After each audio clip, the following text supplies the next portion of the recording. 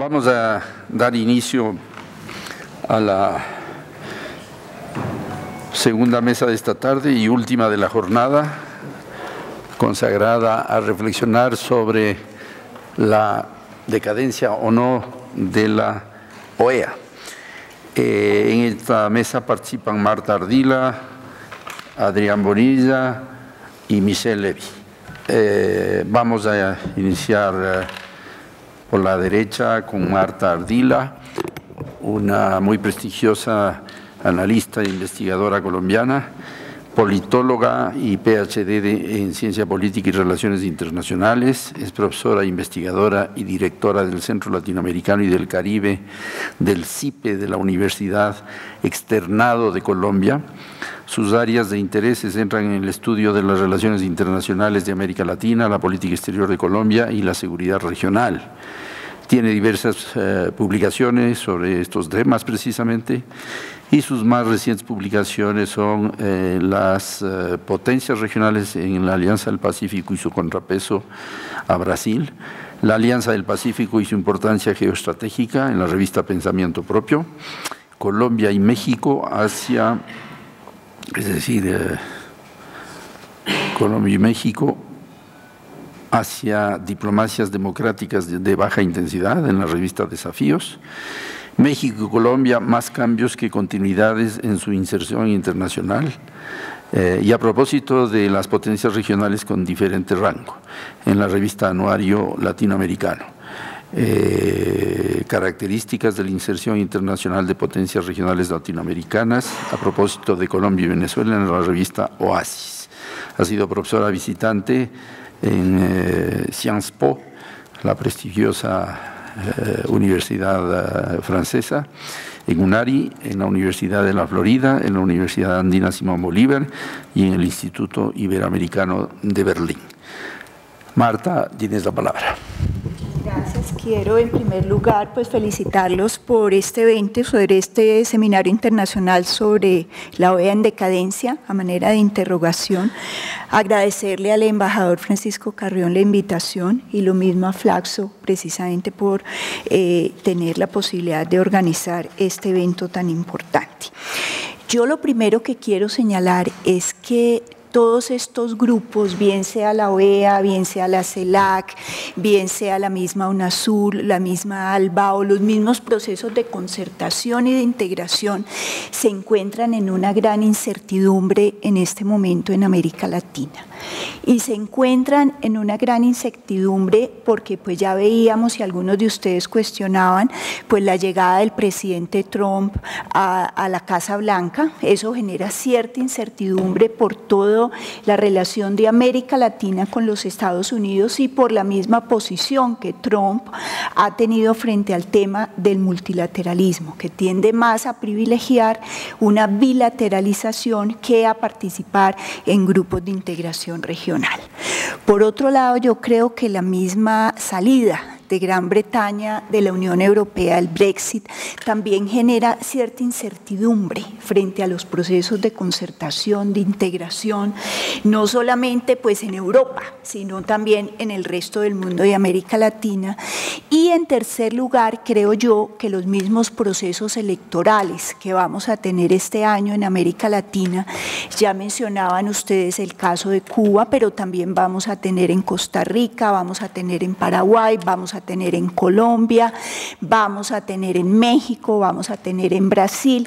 Eso genera precisamente como un cuestionamiento de qué va a pasar con las políticas exteriores y qué va a pasar con los procesos de integración y concertación, porque ya lo decíamos y yo lo he sostenido en varias oportunidades, los países latinoamericanos no tienen políticas de Estado en materia de integración y concertación. Entonces, lo que es la variable cambio de gobierno, juega un papel muy importante. Entonces, con esto señalo de que hay una gran incertidumbre frente a todo esto.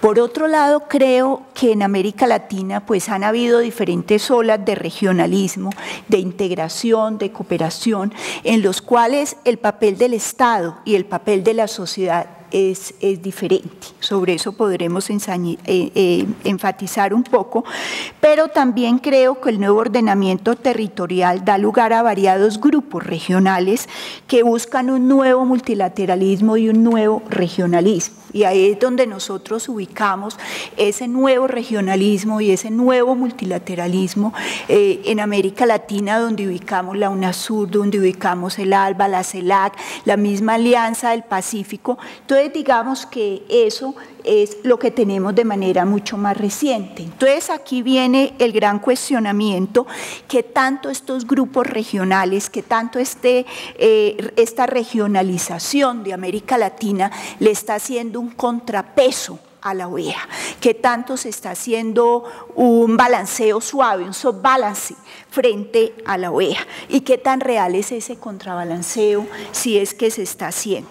De todas maneras, yo quiero sostener aquí, a manera de hipótesis, que ha habido un debilitamiento de la OEA, que la OEA atraviesa una crisis de legitimidad muy profunda, que no es una crisis nueva, ya viene de tiempo atrás, puede que haya tomado una mayor visibilidad con el caso de Venezuela, pero es una crisis que viene de hace bastante tiempo, y de hecho en la mesa anterior el embajador Carrión nos hablaba de esos diferentes esfuerzos que ha hecho la OEA por modernizarse, por adaptarse, que ha sido infructuoso, sin lugar a dudas. Entonces sí creo eso, y creo que esos mecanismos también nuevos que se están creando, esa nueva regionalización en América Latina también atraviesa una crisis. Lo que es UNASUR, lo que es el mismo ALBA, atraviesa una crisis también que también lo tenemos que tener en cuenta. Y esos nuevos grupos no han llenado ese vacío que está dejando la OEA desde hace mucho tiempo. Entonces, me parece, esa es una hipótesis central que quiero manejar dentro de este panel, que me parecería muy interesante que la pudiéramos discutir.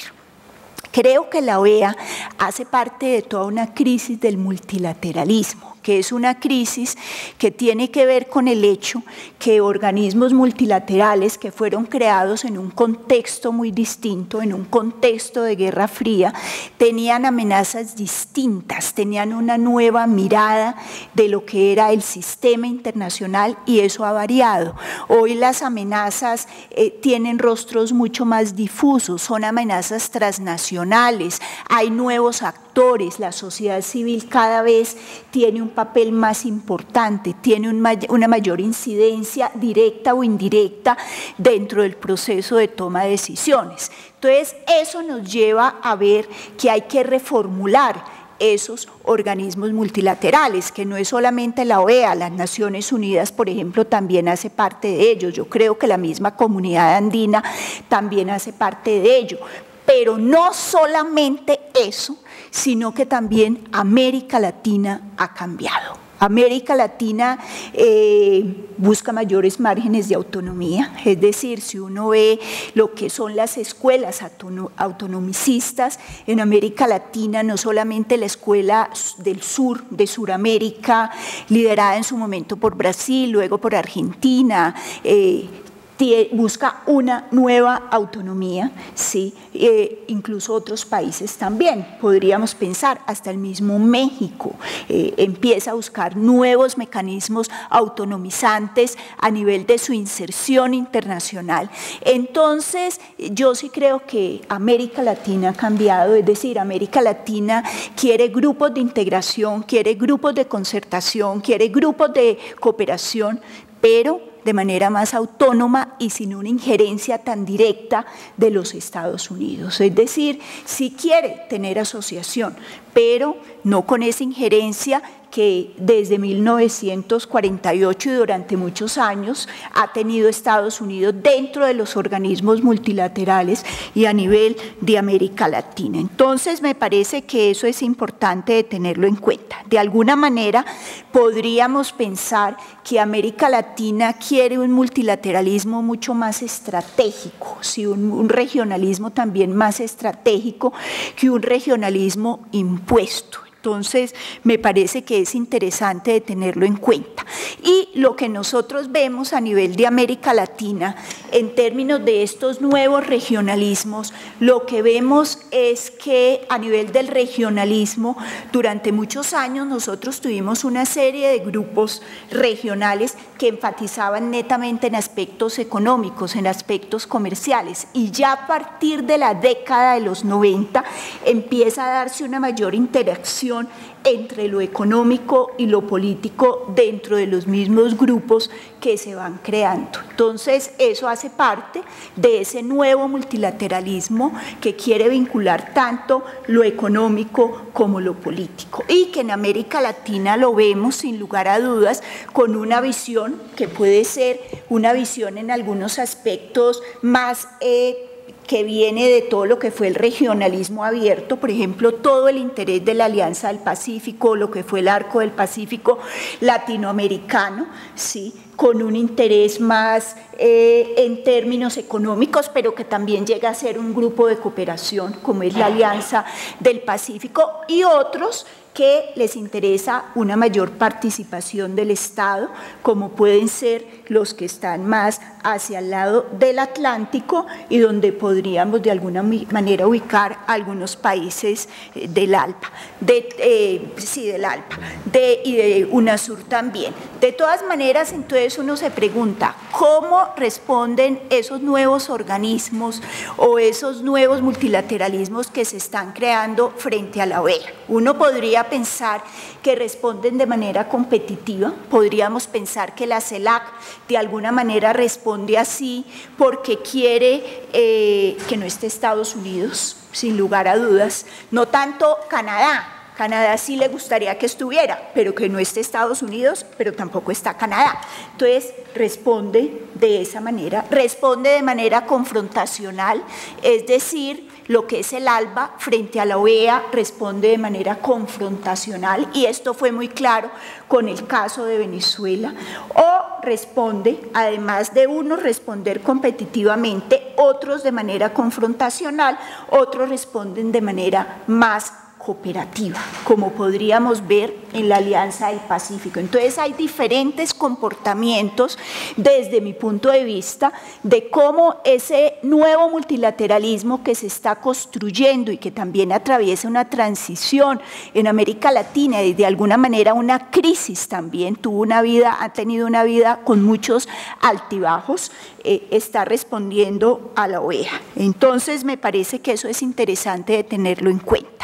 De todas maneras, esos nuevos regionalismos y esos nuevos multilateralismos que están surgiendo en América Latina son muy diversos, son muy heterogéneos y responden a la misma heterogeneidad de América Latina. Son heterogéneos en su institucionalidad, sin lugar a dudas. Hay unos con una institucionalidad muy flexible. Vemos la Alianza del Pacífico, que lo que tiene es una secretaría pro tempore que se va variando, se va rotando cada año. Hoy en día la tiene Colombia, la recibimos de Chile, la tenía Perú, antes la tuvo México, y es una secretaría que se rota anualmente. Entonces, una institucionalidad, digamos, muy flexible en ese sentido, que también significa bajos costos para los mismos países, porque los países no quieren asumir el alto costo económico que da, por ejemplo, participar en ciertos organismos multilaterales como la misma OEA. Y aquí, entre paréntesis, la salida de Venezuela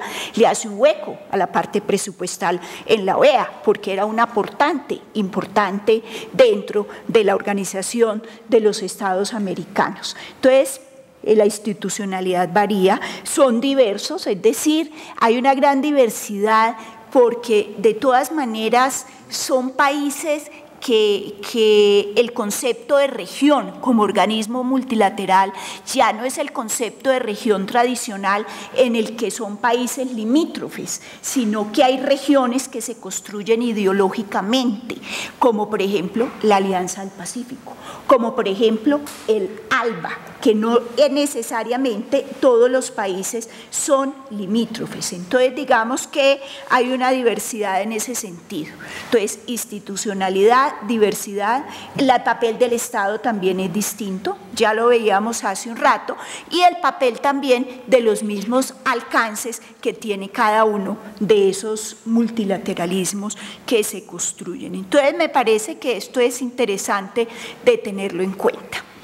Pero volviendo a la OEA, en la sesión anterior tocaban un tema, bueno, y en la anterior también lo tocaban, lo mencionaban tangencialmente, y es el tema de identidad.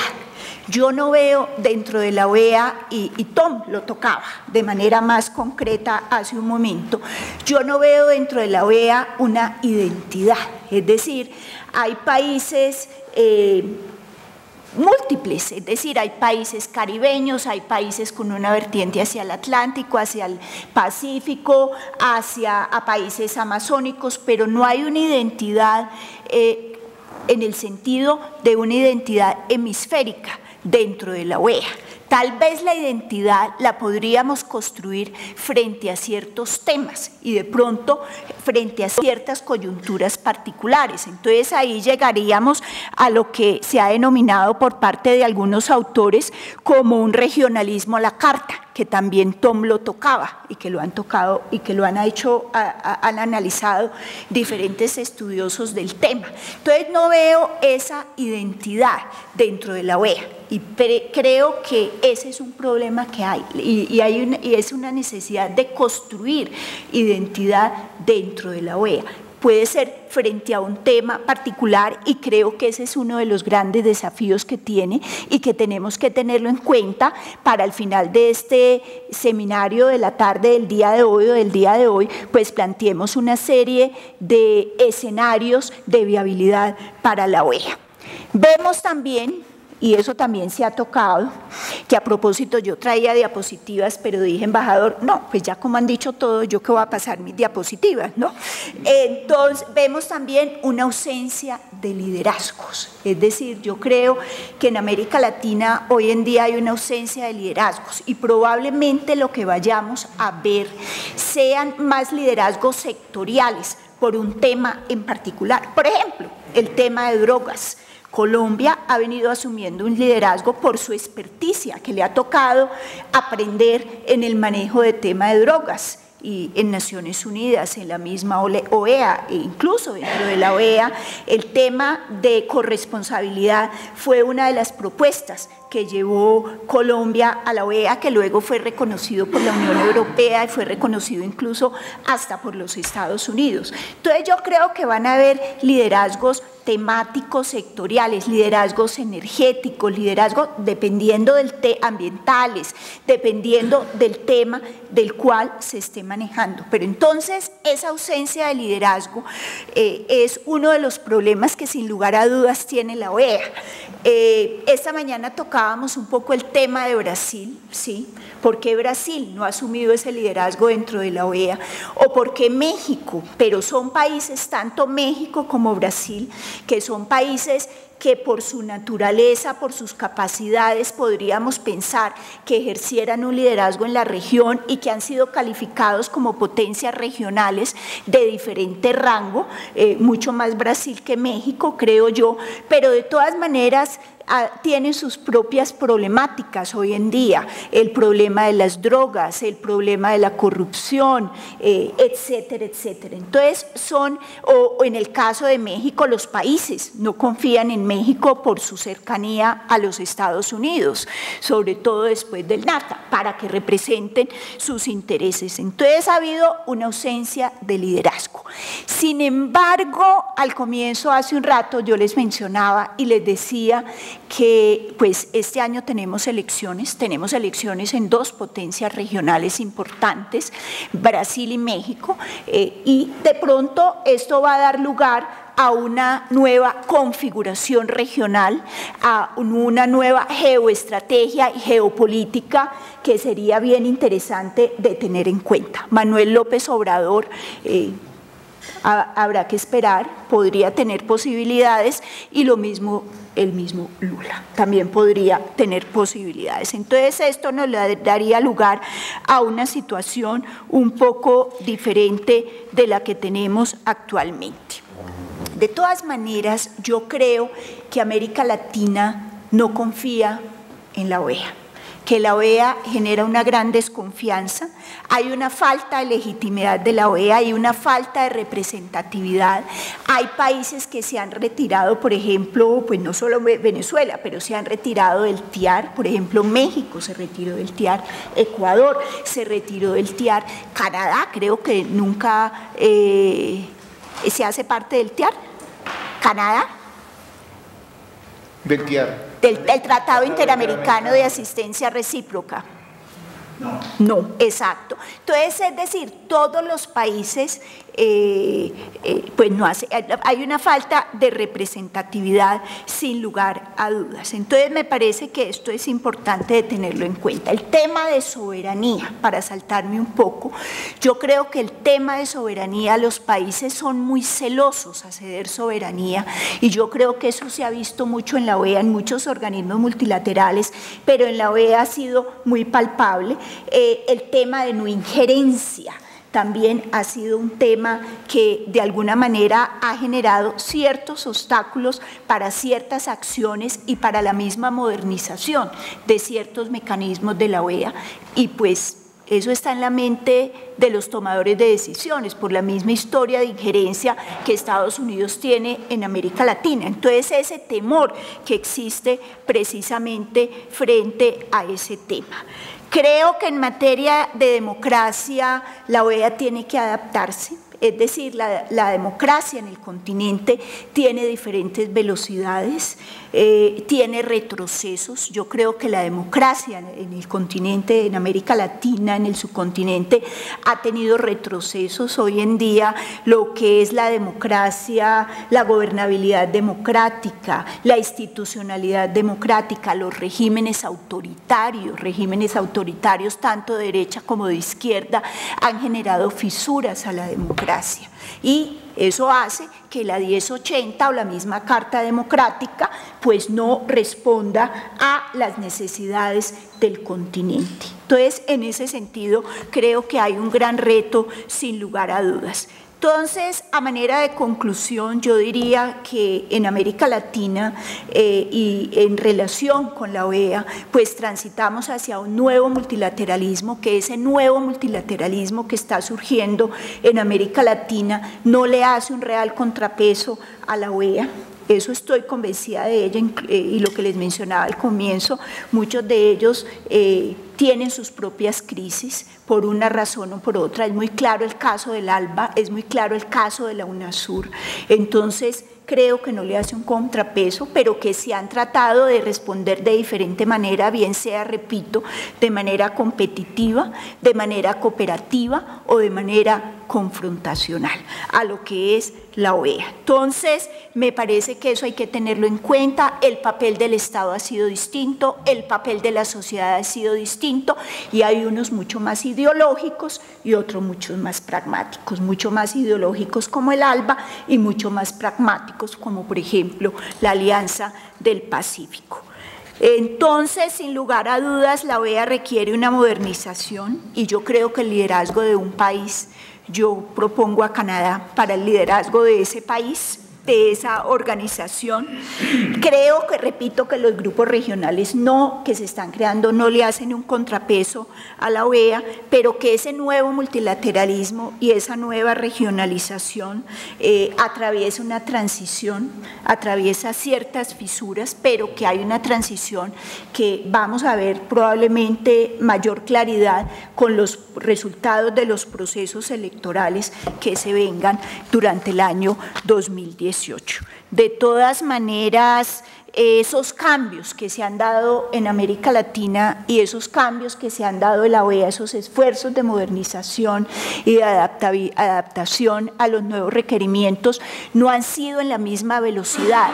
A una velocidad ha cambiado la OEA, porque la diplomacia multilateral es muy lenta y es un continente dividido ideológicamente, con diferentes proyectos políticos, económicos, entonces son diferentes las velocidades de modernización de la OEA que los cambios que se dan en América Latina. Entonces me parece que esto es importante de tenerlo en cuenta. Muchas gracias. Muchas gracias, Marta, por tu interesantísima presentación.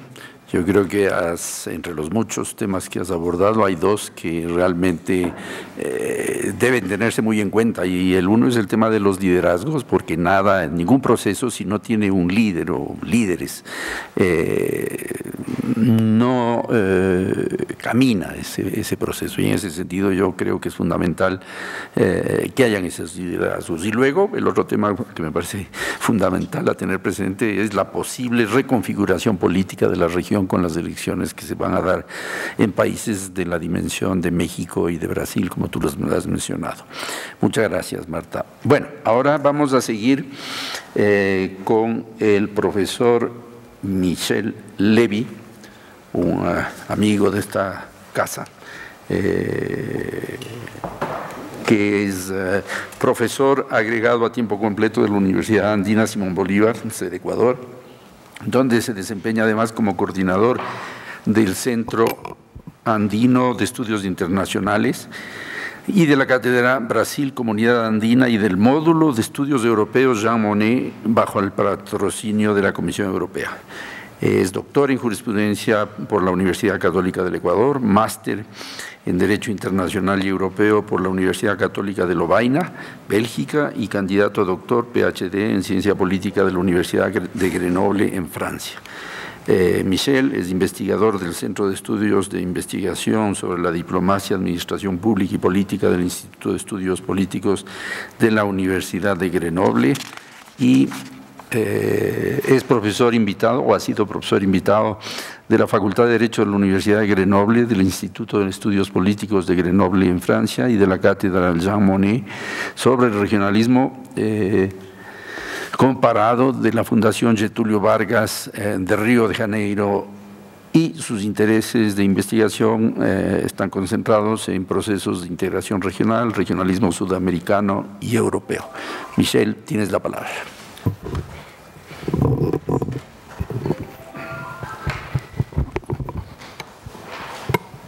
Bueno, buenas tardes. Primero quiero agradecer al embajador Francisco Carrión Mena por su gentil invitación, a Flaxo Ecuador por permitirme estar aquí nuevamente. Es muy grato estar en esta casa. Francisco, Arián, Marta, a todos ustedes, gracias por estar en esta tarde compartiendo nuestras inquietudes sobre los procesos regionales, sobre los organismos internacionales, que a veces no tienen tanta cabida, pero que siempre están ahí y son, creo, mecanismos muy importantes que deben ser siempre vistos bajo diversas perspectivas y ser debatidos. Este tema de la OEA en decadencia a mí siempre me llamó la atención, porque nosotros tenemos la costumbre en nuestra región, en América del Sur, en América Central, en el Caribe, en América del Norte tal vez también, de ver que todo está en decadencia, ver de que todas las cosas no necesariamente funcionan como nosotros, ciudadanos, como los gobiernos o como los estados quisieran que funcionen, ¿no? Entonces eso siempre nos marca un parámetro para pensar en qué es, cómo debería funcionar realmente la estructura, es decir, a qué intereses deberían responder, prácticamente cuál debería ser la lógica que debería gobernar estas estructuras, estos organismos, para que nosotros pensemos que no están en decadencia y que sí funcionan. Porque también la Unión Europea está en decadencia, está en crisis, la CAN vive en crisis toda la vida y sin embargo existe, está ahí y da soluciones a ciertos problemas. Desde esa perspectiva, atendiendo a la gentil invitación nuevamente, Francisco, yo me he roto la cabeza pensando justamente en estos temas, es decir, no necesariamente solo en la OEA, sino en muchos otros esquemas más, y he querido plantear esta presentación tratando de responder a algunas preguntas clave, he formulado 3 que les voy a contar este rato, y que les he dado la vuelta mientras manejaba, mientras estaba en clase, mientras iba por aquí, por acá, siempre estoy tratando de darle la vuelta para ver justamente por qué pensamos así, o por qué los estados piensan así, o por qué los gobiernos piensan así. Entonces, la primera pregunta que me planteo en este momento es, ¿por qué los estados o los gobiernos hablan de una decadencia de la OEA? Que es lo que nos llama justamente aquí a reunirnos. La segunda pregunta que voy a tratar de resolver o de ver algunos parámetros que nos lleve a tener unas ideas más claras es ¿por qué los gobiernos ven la necesidad de procesos regionales que retomen el rol de foro regional de diálogo político originado en la OEA? Es un poco ya es el meollo del asunto. Y la tercera pregunta que me llama a reflexionar, que son las conclusiones, sería ¿cuál es el futuro de la OEA y de los procesos regionales? Yo veo a veces, por mi sesgo mismo de investigación, que hay un problema práctico en la OEA que es, bueno, todos hemos hablado aquí de legitimidad, ¿no? Hay un problema de legitimidad. Yo veo que la OEA tiene un problema de legitimidad funcional y un problema de legitimidad política. Por un lado, esta legitimidad funcional, que ya voy a decirles de qué se trata, para mí es una ventaja que tiene la OEA, es una ventaja que al mismo tiempo genera una serie de problemas, ¿no?, que derivan en esta legitimidad política o en esta falta de legitimidad política. ¿Por qué los estados o los gobiernos hablan de una decadencia de la OEA? ¿Por qué hago la diferencia entre estados y gobiernos? Cuando miro esta legitimidad funcional, estructural, versus esta legitimidad política, veo una clara relación entre una representación de estados en estas estructuras y una representación de gobiernos al mismo tiempo en esta estructura. La funcional está dada por los estados como tales, como estructuras complejas, el Estado westfaliano, y la política está dada por los gobiernos, por los intereses que los gobiernos tienen dentro de esas estructuras y que los van a manifestar de una u otra forma. Bajo ese esquema, obviamente, hay intereses que tienen algunos estados dentro de estas estructuras, en el caso mismo de la OEA, que se han manifestado de formas diversas y que han generado justamente que esta estructura, que está muy consolidada la OEA, tiene una institucionalidad, tiene un derecho, tiene una gestión, tiene unos actores. Incluso estaba comentando hasta antes de llegar aquí, bueno, cuando estaba con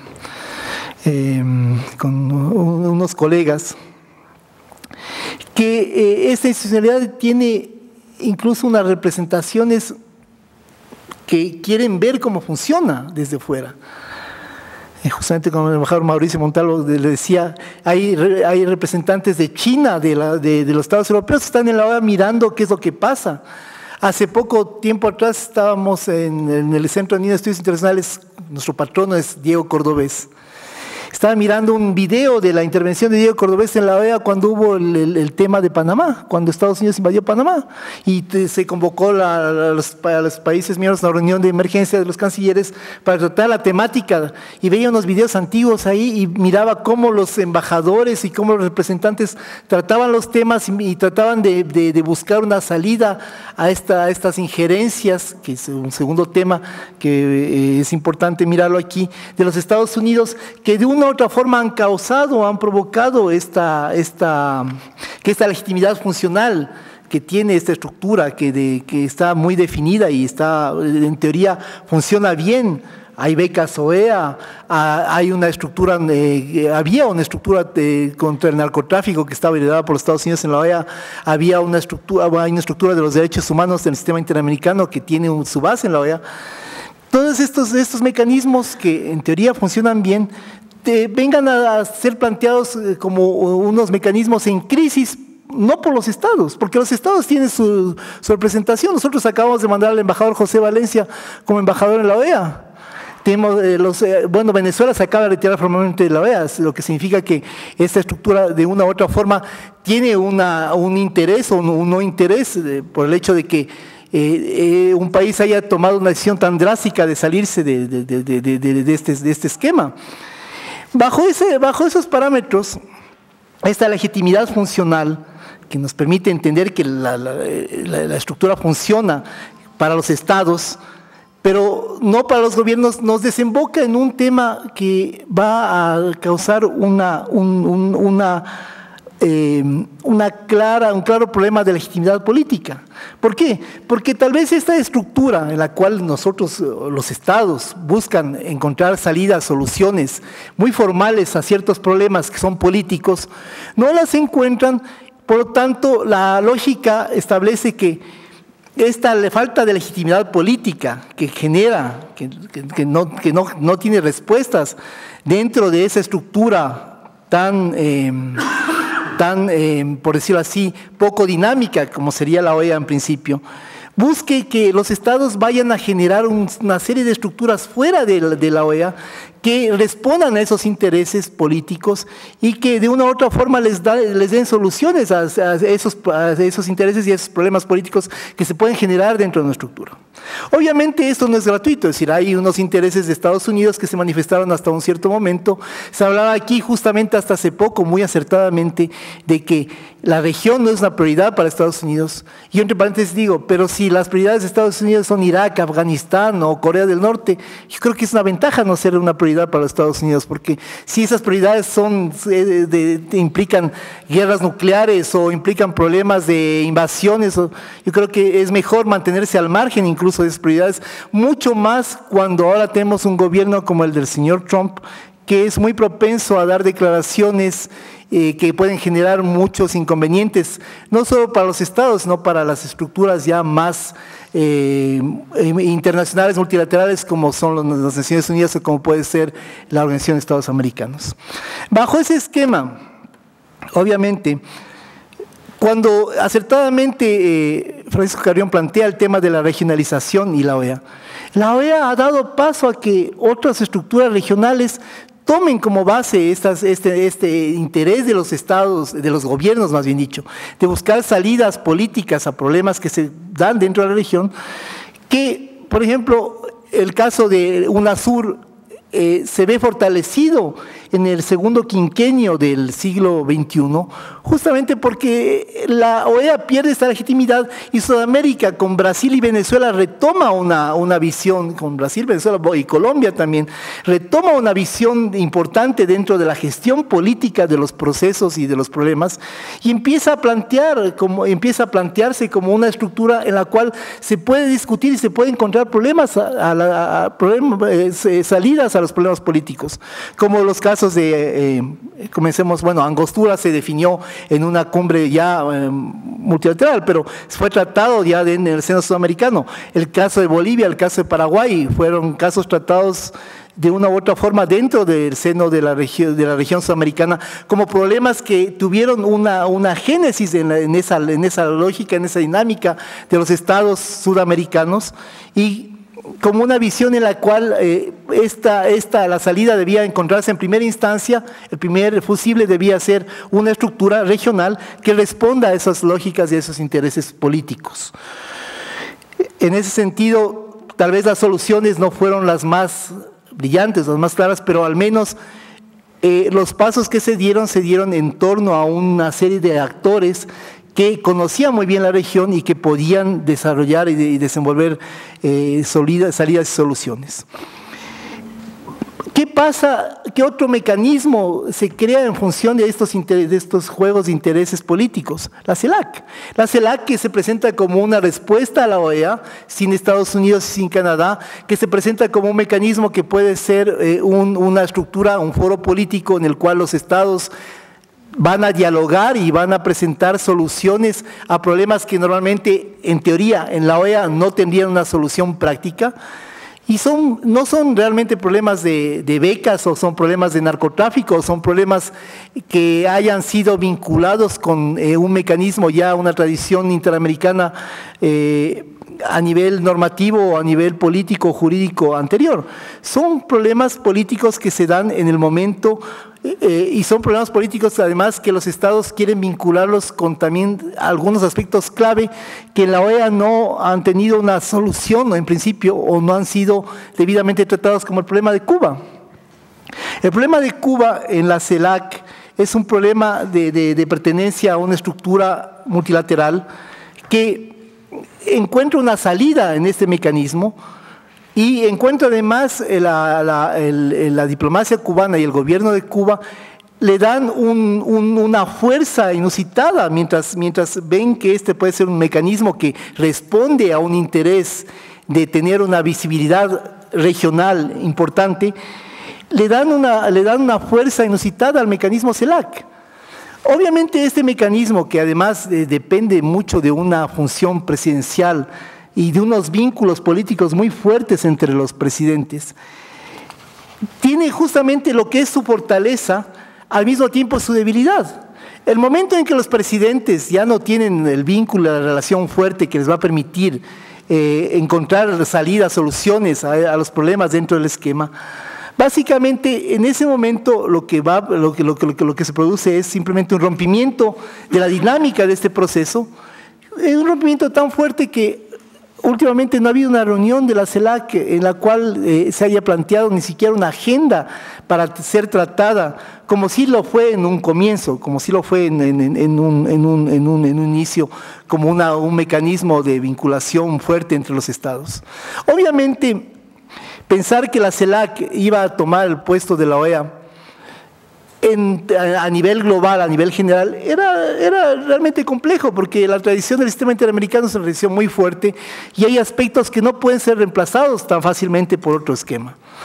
Sin embargo, la CELAC sí podía hacer una respuesta política a una serie de cuestionamientos que se daban en el marco multilateral y que podían ser llevados tanto a la OEA o a Naciones Unidas o a otros esquemas y podían tomar una resolución más fuerte como un bloque, cosa que en la práctica no se llevó a cabo, desafortunadamente. La OEA crea esta estructura, es decir, le da legitimidad política, esa legitimidad política que le falta a la OEA, le otorga a través de los gobiernos de los estados que le forman parte a esas otras estructuras como UNASUR o como CELAC, que van a tener un giro, una vinculación fuerte por el conducto de los gobiernos que tienen afinidades políticas dentro de los estados que forman parte de esas estructuras. Ahora, ¿cuál es el principal problema que se da en el momento en que tenemos una serie de estructuras, un universo de esquemas regionales que juegan diferentes roles?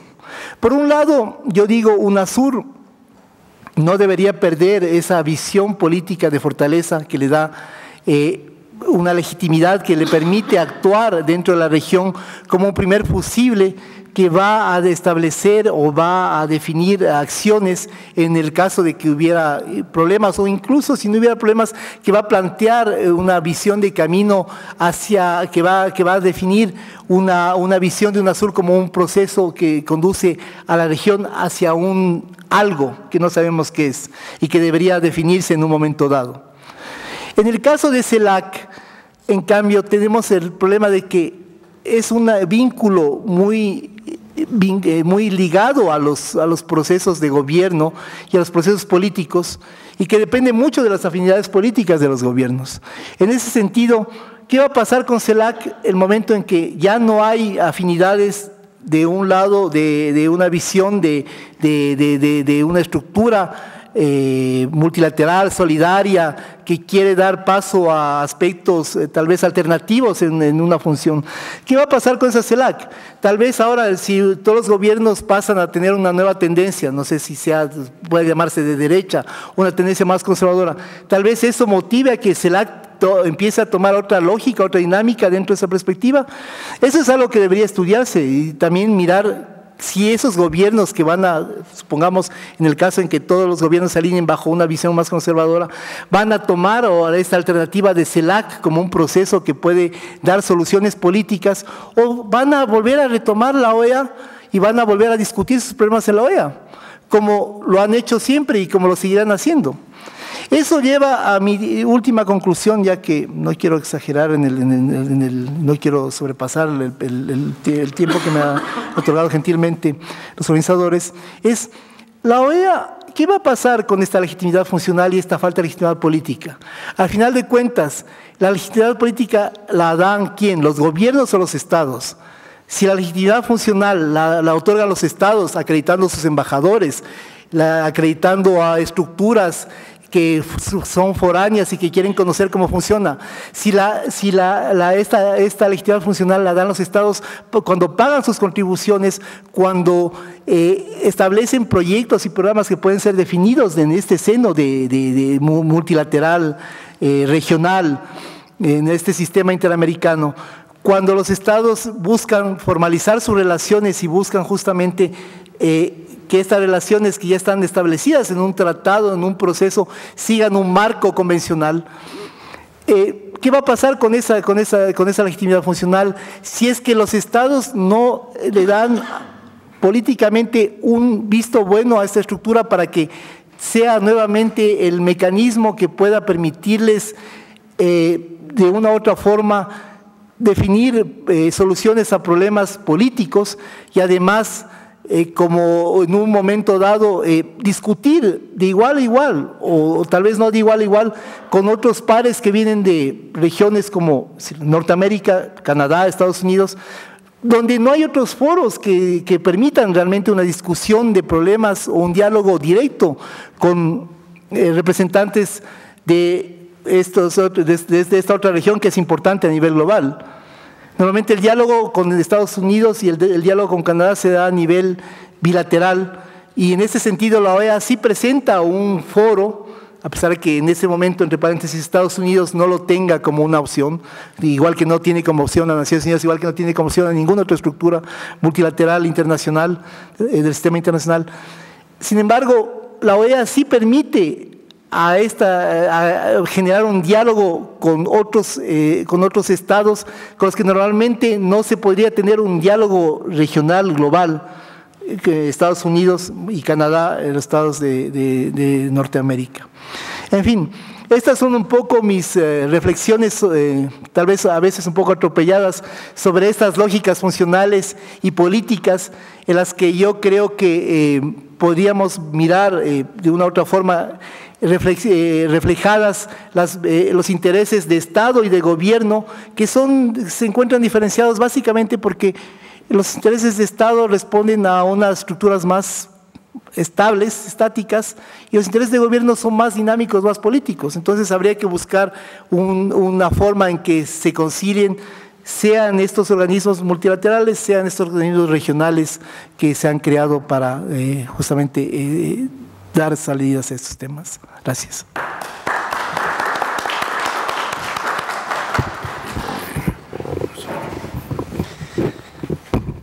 Muchísimas gracias, Michelle. Yo creo que ha sido extremadamente útil y provocador, lo cual es positivo, tu presentación. Yo rescataría el tema de la legitimidad funcional de la que has hablado, que creo que es muy importante, en la medida en que esa legitimidad se la dan los gobiernos o los estados. Y esta descripción tan realista, diría yo, respecto del surgimiento de UNASUR y de la CELAC, y al mismo tiempo las deficiencias que han tenido para efectos de consolidarse, lo cual sin duda es una realidad. A continuación vamos a escuchar la presentación de Adrián Bonilla, que para el efecto tiene aquí dos sombreros. No, la verdad es que aquí uno solo, al menos.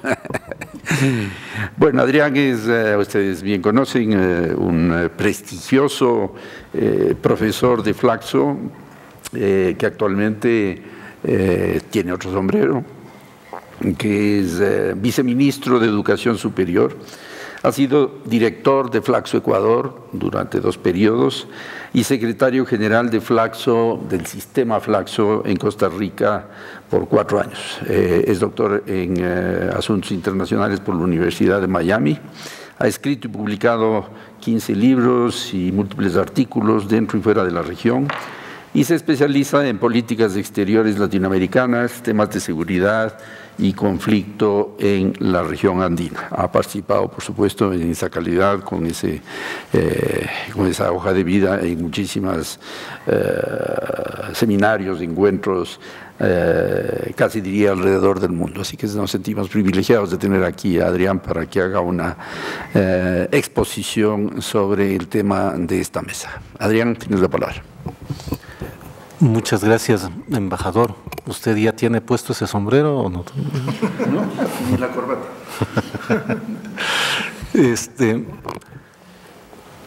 Muchas gracias por la invitación a esta reunión, que es efectivamente muy útil.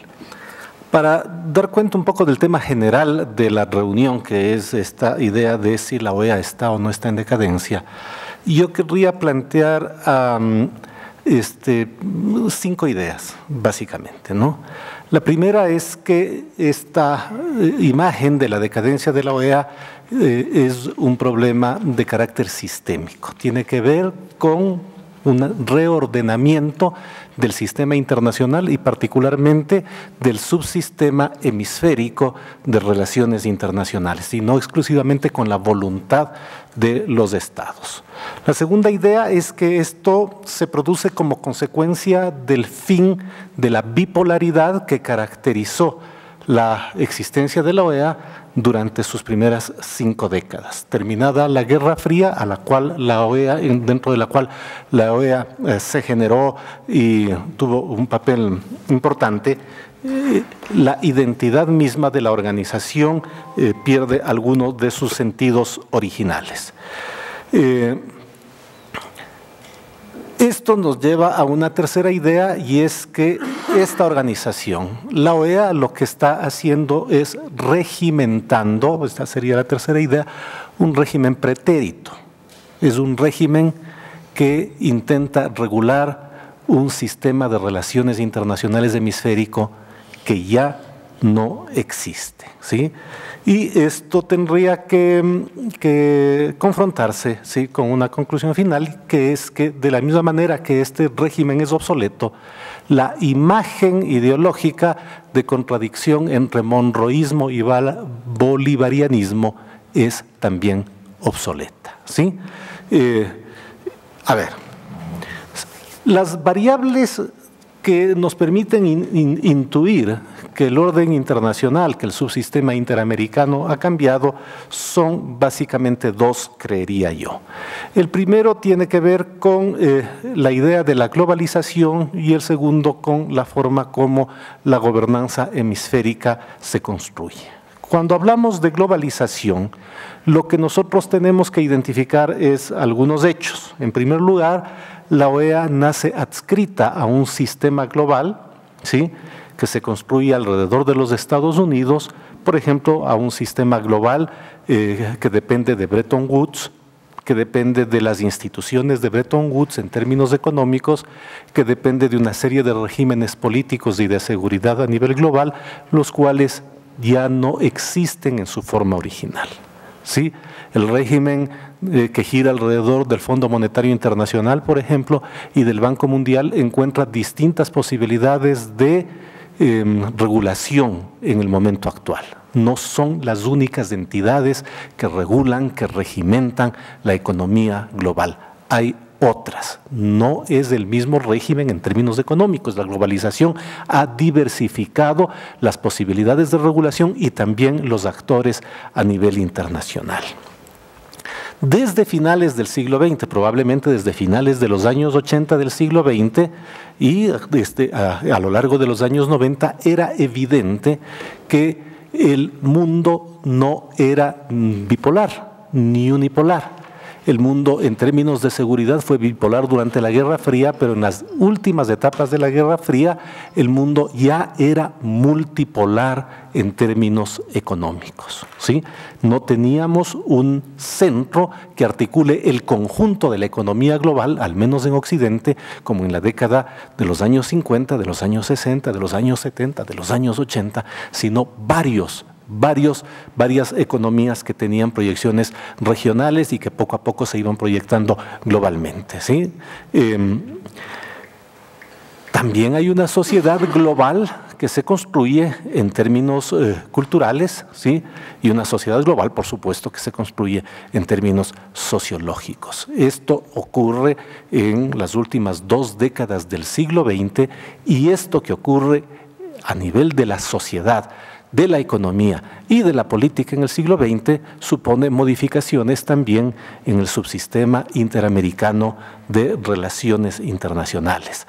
Esta complejidad de relaciones sociales, económicas y políticas, ¿sí?, con las que el mundo existe desde la última década del siglo XX y donde es extremadamente evidente ya en el siglo XXI, esta complejidad no es regimentada, no puede ser asumida, no tiene las capacidades la OEA de procesarla. La OEA fue diseñada, construida, levantada para un mundo más sencillo, más simple, más blanco y negro, menos complejo. Entonces, la idea que está en el trasfondo es que, al menos la idea, la imagen, más bien dicho, la realidad de la globalización es uno de los elementos que permite intuir que este régimen político interamericano no es funcional en el momento actual. Si no puede regular, no puede regimentar esta serie de complejidades, entonces podemos decir está en crisis, está en decadencia. Simplemente se trata de una institución que responde a otra forma de constitución de las relaciones. La segunda variable tiene que ver con la relación política interamericana, que básicamente se caracteriza durante los últimos 200 años en la relación entre los Estados Unidos y los países de América Latina, ¿sí? Durante el siglo XIX y durante el siglo XX, ¿sí?, hasta la década de los 80, ¿sí?, el hemisferio occidental era una región relativamente aislada del resto del mundo. La Guerra Fría produjo algunas conmociones, entre ellas la disidencia de Cuba respecto del hemisferio occidental, pero era una excepción, ¿sí? Esta era una enorme isla, un subsistema perfectamente discernible. América Latina siempre estuvo vinculada desde su nacimiento como entidad o como, desde que la podemos concebir como una región política o económicamente o culturalmente, siempre estuvo vinculada a los Estados Unidos.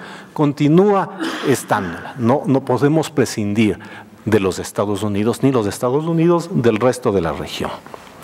Pero en el siglo XIX, en el siglo XX y muy explícitamente en la segunda mitad del siglo XX, después de la Segunda Guerra Mundial, lo que tuvimos, si queremos usar este tipo de categorías, es un hemisferio unipolar, ¿sí?, en donde la economía de los Estados Unidos era fundamental para el resto de las economías latinoamericanas, en donde la política de los Estados Unidos era central e inevitable en el proceso de toma de decisiones de todos los estados latinoamericanos, y donde es absolutamente evidente la capacidad bélica militar de los Estados Unidos era absolutamente desproporcionada respecto de la región en su conjunto y de cada uno de los países en particular, ¿sí? Ahora, ¿qué de estas tres condiciones de unipolaridad permanece? ¿Sí? Si nosotros miramos a la economía, vemos que ésta se ha diversificado, ¿sí?, que los Estados Unidos continúan siendo centrales, básicos para Centroamérica, para México y para el Caribe, ¿sí?, pero no para los países sudamericanos. Los Estados Unidos son una economía que todavía es el primer socio comercial de Colombia, de Venezuela, de Ecuador, pero va disminuyendo el peso de la economía estadounidense en esa relación. No es desde hace mucho tiempo el primer socio comercial de los países de Mercosur, de ninguno de los países de Mercosur, no lo es de Chile, no lo es de Perú, ¿sí?, tampoco lo es de Bolivia. Entonces, lo que nosotros tenemos en términos económicos es la construcción de un escenario internacional que ya no es unipolar en el hemisferio occidental respecto de la economía. Hay el estereotipo de que esto es producto de la emergencia de los gobiernos del centro hacia la izquierda. El consenso regional estaba ya dado y era previo. Y si nosotros recordamos los detalles, la creación de la CELAC con el nombre CELAC es una propuesta mexicana de un presidente de derecha, ¿sí?, al que se adhieren, por supuesto, los gobiernos de Brasil, Venezuela, etcétera, etcétera, etcétera. En la cumbre de América Latina y el Caribe, en el año 2008, previo a la CELAC, ya asistieron los 33 miembros actuales de la CELAC. ¿Quién llama a la cumbre? Un presidente socialdemócrata que desde la izquierda es motejado de derecha, es Cardoso quien llama a esa cumbre. Quien propone la CELAC es otro presidente de derecha. Entonces, esto es un proceso pretérito que tenía como intención pues tener un organismo latinoamericano sin los Estados Unidos, porque efectivamente la OEA ya no estaba funcionando. Concluyo, embajador. ¿Tengo tiempo para concluir o mejor no?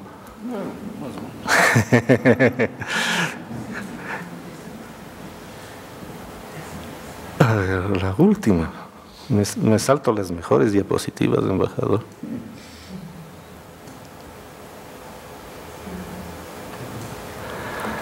Creo que pensar a la OEA como dispositivo político nos tiene que remitir a pensar en sus límites. Los límites de la OEA son la capacidad que tiene de procesar la relación entre los países latinoamericanos y del Caribe con los Estados Unidos.